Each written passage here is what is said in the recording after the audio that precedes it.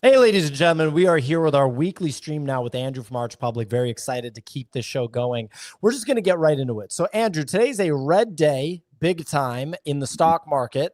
Crypto's pretty red too. It seems like it's bouncing a little bit here in the afternoon, but this morning when I logged on Twitter, a lot of panic, in the like for the stock market, a lot of panic for crypto, a lot of tariff talk.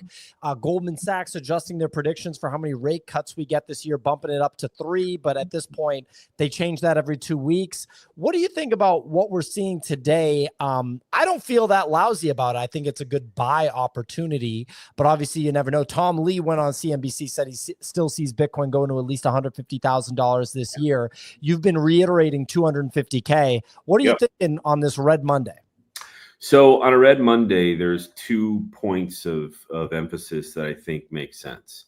The Tom Lee experience on CNBC is worth noting because, again, he's the one that kind of codified from a price standpoint that Bitcoin does its thing 10 to 12 days a year, right? So that is still ahead of us, right? Yep. That those moves are still ahead of us, and they will happen. That's what Bitcoin does. They will happen.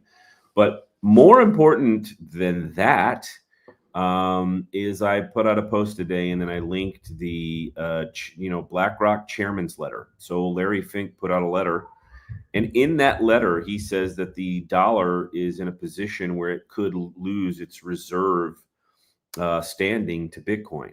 Yep. Please let that sink in, what I just said. Larry Fink, the founder and CEO of BlackRock, his thesis is that there is a chance that the dollar loses its reserve position, and that reserve position defaults to Bitcoin. That is truly extraordinary. That is equivalent to Warren Buffett putting into his annual letter that the same thing. Like, Yeah. it should blow your mind. Should absolutely blow your mind. So where we're at is there is a massive gap between retail crypto Twitter sentiment and institutional sentiment. Yeah. Crypto Twitter's down here, institutional is way up here. So in the same way that we're reading that as retail traders, that is the message that BlackRock is sending to all of its institutional clients, which are effectively every large entity that has significant money across the planet, right? They do business with BlackRock.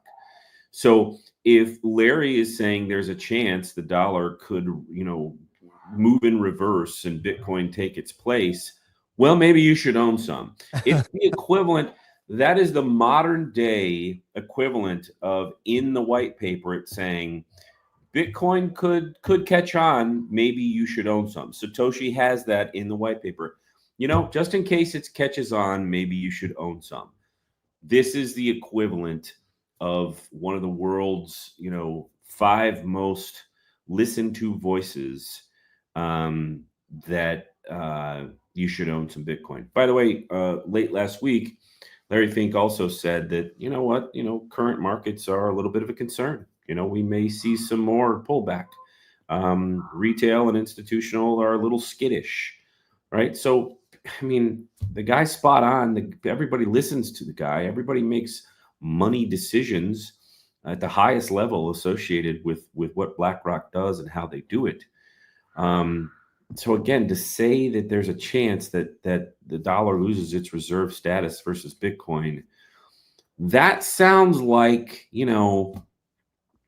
some nut job on crypto Twitter 3 years ago that the entirety of TradFi Twitter would mock and say is stupid. And that's why I don't go to the Bitcoin conference, because these people are crazy. They're crazy. Larry Fink has now turned in to, Adam Back at Blockstream, who's one of the remaining guys that was mentioned in the white paper. He's turned into that. It's extraordinary, man. It really is. I'm trying to come up with language that will do a better job than I'm even doing right now, communicating what a big deal this is, but it's a huge deal. Huge. TLDR, CEO and founder of the biggest asset manager in the world, one of the most important voices in traditional finance, in his annual letter, not his annual, once a year, ladies and gentlemen, once a year, said that the United States dollar is at risk of losing its global reserve currency standing to literally Bitcoin. So that's all you need to know. It's a big deal.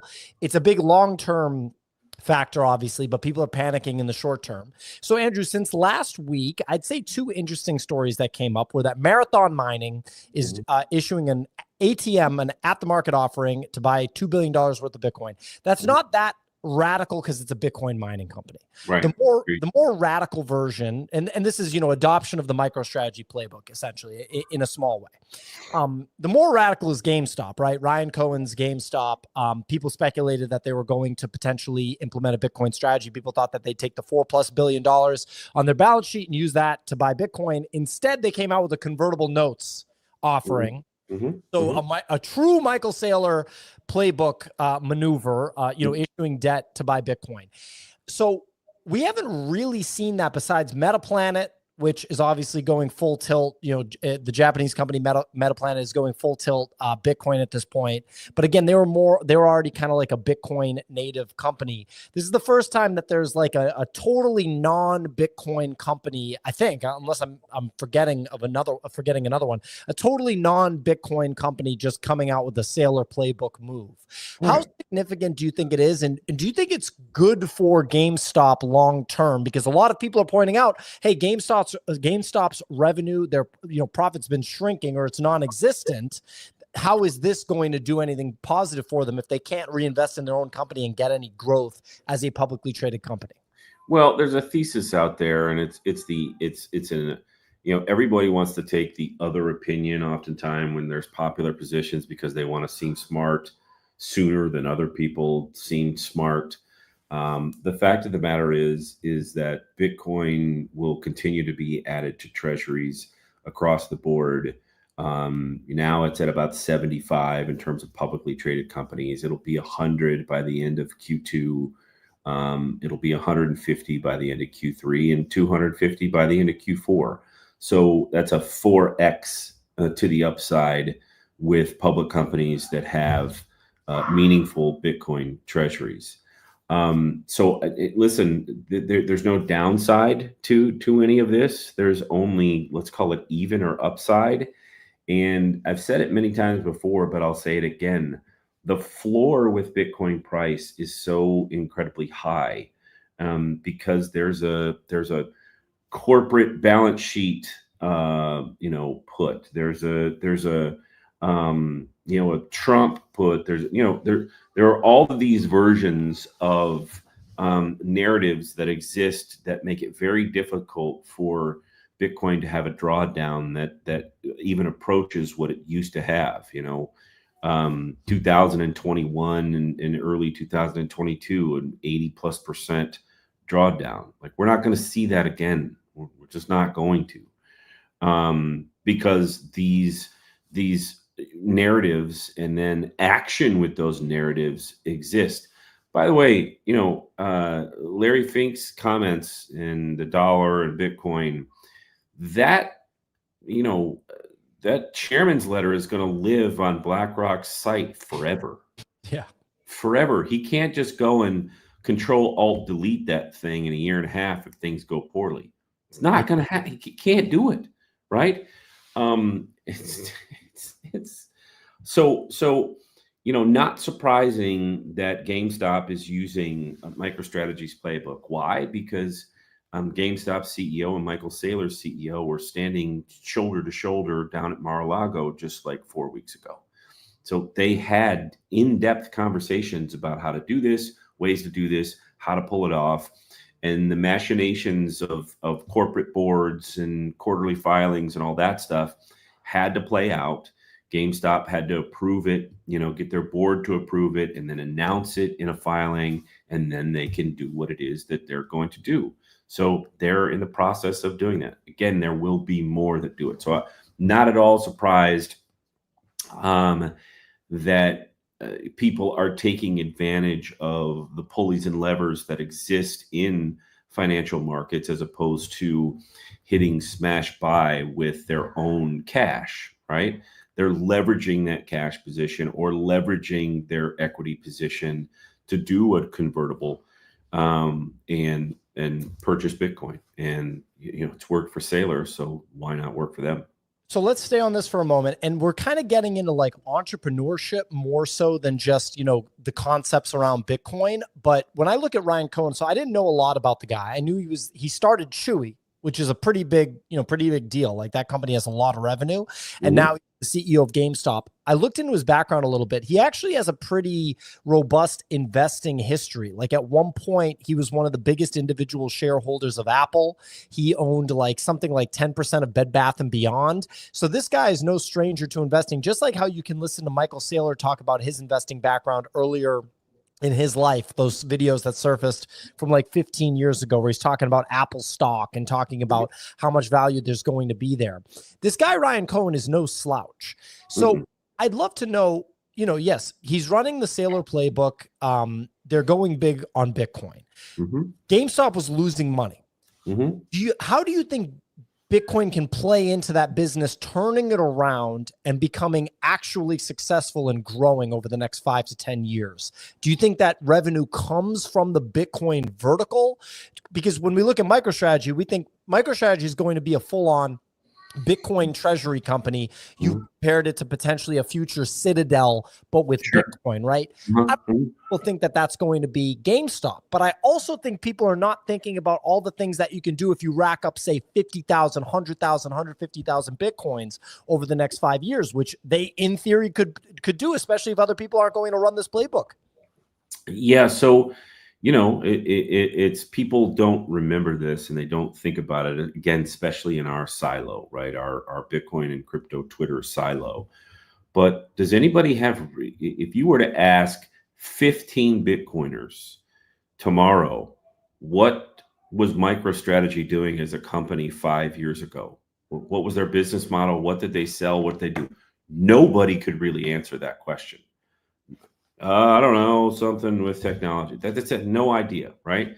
So, yeah, does GameStop put themselves in a position to become profitable again associated with their Bitcoin strategy? Absolutely, they can do that. Absolutely, that's probably one of the reasons why they're doing it, because their business is a tough business, right? So that being said, GameStop could find themselves associated with both sides of the dumbbell, let's call it. You're getting positive returns and results associated with your Bitcoin strategy, but because you're running a Bitcoin strategy, you now have an additional built-in customer base that finds your company compelling, right? And can they not only benefit from that, but can they find a way to capitalize on it? We'll see. But it's twofold, right? It's not just the Bitcoin strategy that could find themselves profitable. It's what is the benefits of a customer base that now finds your company a little more compelling because you're running the playbook. That's a real thing. The reality is, in capital markets, perception is reality, right? We'd all like to say that because a business runs a business and it's just simply associated with revenues on a quarterly basis. That's not the real world. That's just not the real world. Wall Street is completely gamified. And so we'll see what the outcomes are here. What happened to GameStop within 48 hours of them announcing this? It just absolute bonkers, right? Yeah. Because Wall Street is gamified. So options were grabbed, shorts were grabbed, all sorts of arbitrage being played with, paper, right? Playing the paper game. So we'll see where it goes. But my belief is over an 18-month period, they directly benefit from the strategy. I think so too. The way I describe what you're talking about is they've plugged into the Bitcoin network in a way, right? Because now they have access to people that are interested in Bitcoin, that might be interested in buying GameStop stock and might be interested in supporting the business. I have no idea what they're going to do as a business over the next 5 years. No clue at all. But if I look at it and I say, well, this guy, Ryan Cohen, seems quasi smart. There was already an audience interested in GameStop. Now they'll attract a Bitcoin audience, things could potentially go well. So I want to talk about MicroStrategy for a moment. I actually don't want to talk about the humongous Bitcoin purchase that they came forward with today, 22,000 Bitcoins, almost entirely from ATM offerings. Their common stock, a huge, $1.2 billion, buy from the common stock ATM, then bringing in these new preferred securities that they've rolled out over the next 3 months. Really interesting stuff. But when we were talking last week, and I totally respect your opinion, and I want to just dig into it more. You said that you don't see a world where MicroStrategy is like one of the biggest companies in the world, right? Because that's a big company, right? It's like NVIDIA, Apple, Microsoft, Google, right? That's a big company.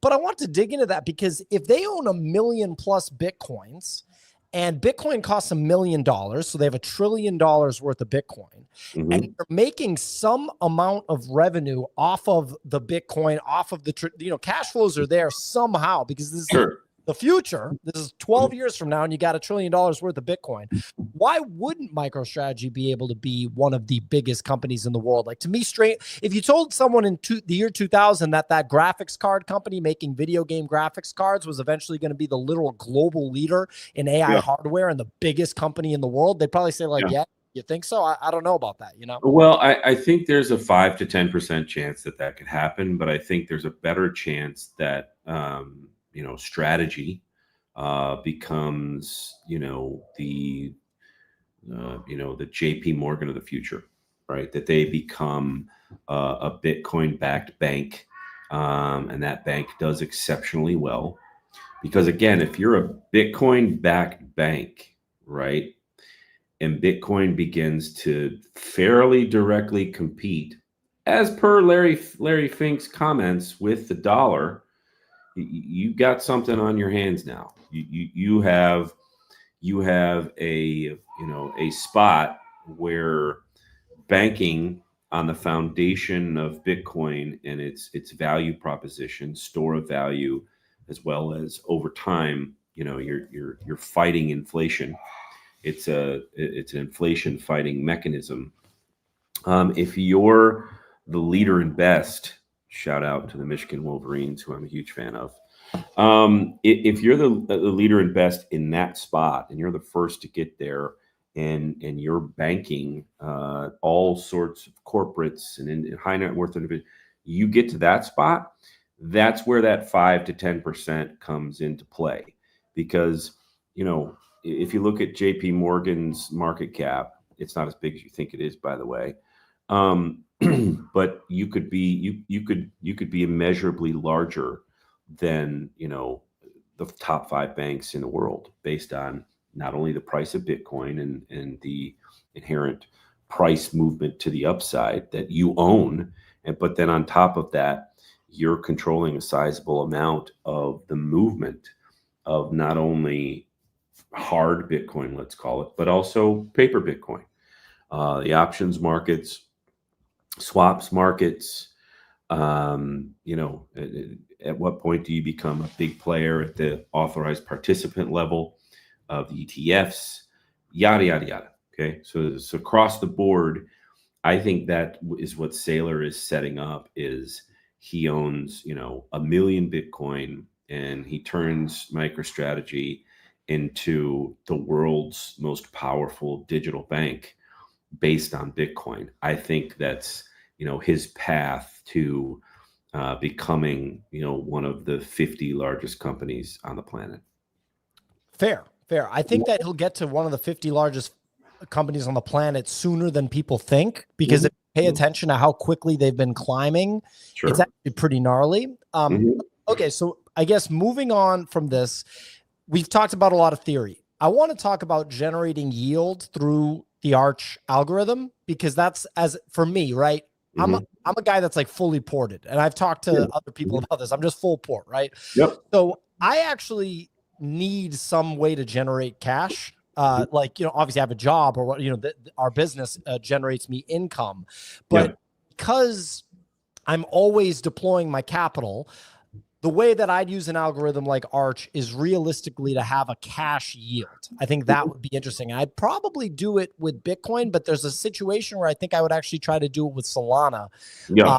And so people that have been watching, we share the link to the algorithm, but Ray's got it pulled up now. So I'd love to know, if I put $5,000 into this, how do I generate monthly or even weekly cash yield? So here's how it's going to go. I mean, the truth of the matter is that you're going to get both longs, you're going to get purchases and sales inside of the arbitrage strategy. So you're going to be able to, he's showing the longs right now. Those are the purchases based on the parameters that he's got, put in there. And then you're also seeing the sales. You've got a sale up there at the tippy top at, 160 and change. What's going to happen is, especially with the volatility associated with Solana, all of this is going to happen completely hands-free. And if you're running it with $5,000, I think in March, the Solana algo, the arbitrage algo, was putting off nearly 30% in cash yield associated with the capital that you had in there. Percentage of that? Yeah, 30%. 30%. Our Bitcoin arbitrage algo does anywhere from 10 to 20% annually, but the Solana algo does, a ton more. Over the past year, it's done 95% in cash yield. Why? Because of the extraordinary volatility associated with the swings. You can even adjust your parameters to have, okay, I only want it to do buys or sells when it's up 5% or down 5%. Because of the volatility associated with Solana, you're going to get, extraordinary moves on a daily basis. So you see there, you can move around your long threshold, your exit threshold. Is there so you change it to 5 and 5, right? So change it to 5 and 5 instead of 5 and 10. And again, here's the thing with our algos, right? You're gonna come with stock movement, so you immediately get an additional cells, right? So 1, 2, 3, they're added a few more cells to the volatility there. Not only do our algorithms come with stock settings that produce extraordinary performance, right? But then if you want to get something specific done, like you just said, I want to generate more cash flow with 5 or 10 grand or whatever it happens to be. By the way, using this with 5 or 10 grand is completely free. Yes, free. It's completely free. That's so you go and you download the software. Not only do you get Solana, but you get Ethereum and Bitcoin as well. So you can go in there and you can say, well, the stock version of the arbitrage algo for Solana doesn't give me enough yield.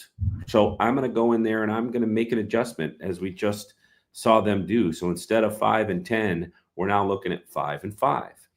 And now you're getting more yield from that. You can also engage in like the Apex version of our algo. That Apex version of our algo is going to slowly liquidate your position over a specific period of time that you decide.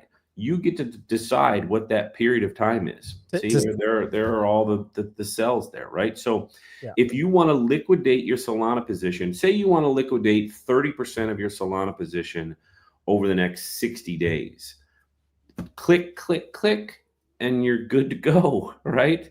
You're doing that in that period of time, and you're doing it completely hands-free.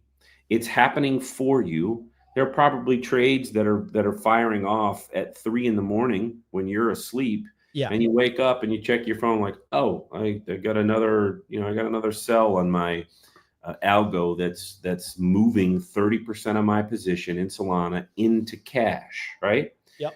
Well, let's say that that's what you're doing with Solana over the next 60 days, but you also want to move half of that 30% in cash into Bitcoin. And I want to separately talk about that, Andrew, because and that we can do a whole dive on that one, because that's a different conversation, which we touched on last week, which is scaling out of one asset into another, the Sol BTC chart, which is particularly interesting for me. And that's like a use case for the algo that I would definitely, want to myself, but on the cash yield side, because I think that that's really interesting. And I think a lot of members of our audience would like to just have, you know, $2,000 or $3,000 in the algorithm.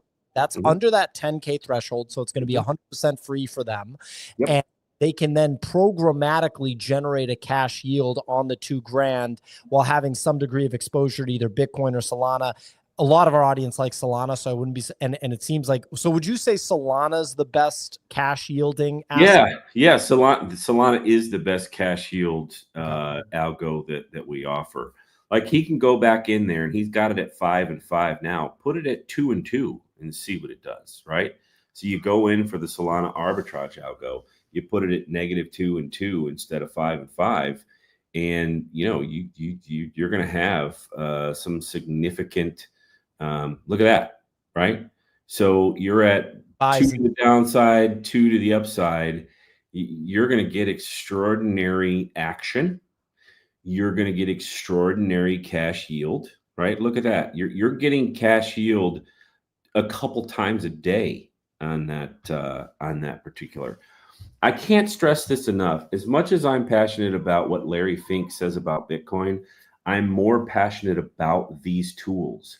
These tools are available to somebody with $2,000 or $500 or $1,000, and we do it for free. How do the Gemini trading fees impact the yield? That's a fantastic question. And so I'm going to send you to, I think, my Twitter account, and I want you to look at something that I posted, which was from a customer of ours. And it says on there, this is from yesterday. Okay. It was a, Sunday deal. Will ensure that they get the perfect price point, right? Yeah, there you go. So another part of that conversation was he had put a trade through on regular Gemini without using our algo to test what it is that the question that you just asked. So he put a trade through for Solana, and it was $4.37 on Gemini Active Trader. Just on Gemini, right? Just on Gemini. And then the same trade went through on our algo, and it was 82 cents. 82 cents. So you get more than 80% reduction in fees versus normal rates at Gemini because of the integration with Active Trader. Trader. Of the integration, the API, all that stuff, the commission deal that we have with Gemini. As you can imagine, just look at some of those parameters that we just went through. You're generating, 30, 40 trades in any given period of time, right? So Gemini, it's in their interest to treat customers that do that with a lot of love in terms of cost. So you're getting, if you're using Coinbase Pro, you're paying 60 basis points for each trade. With Gemini, you're paying 40 basis points. So you're getting a dramatic reduction. And if you're using just regular Gemini or regular Coinbase, you're paying, upwards of 200 basis points per trade. So extraordinary discounts as well in terms of fees.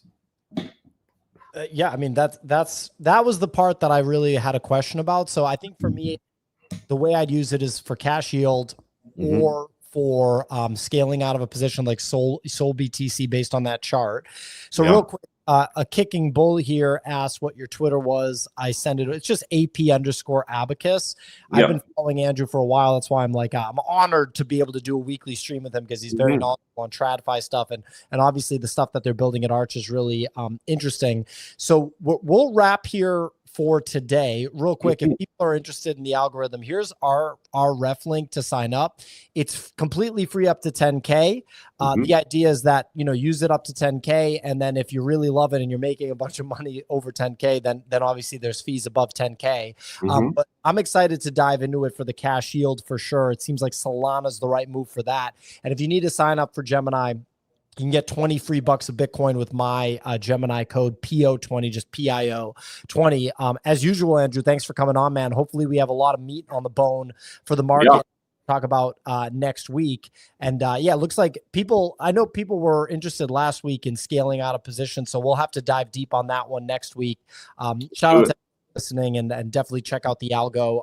It's only of its kind in market, so that's why we're excited to work with you guys on this. Awesome, man. Thanks for the time, PO, and have a fantastic week. Yep, you too, man. We'll talk about Porsche 11 soon too. You got it.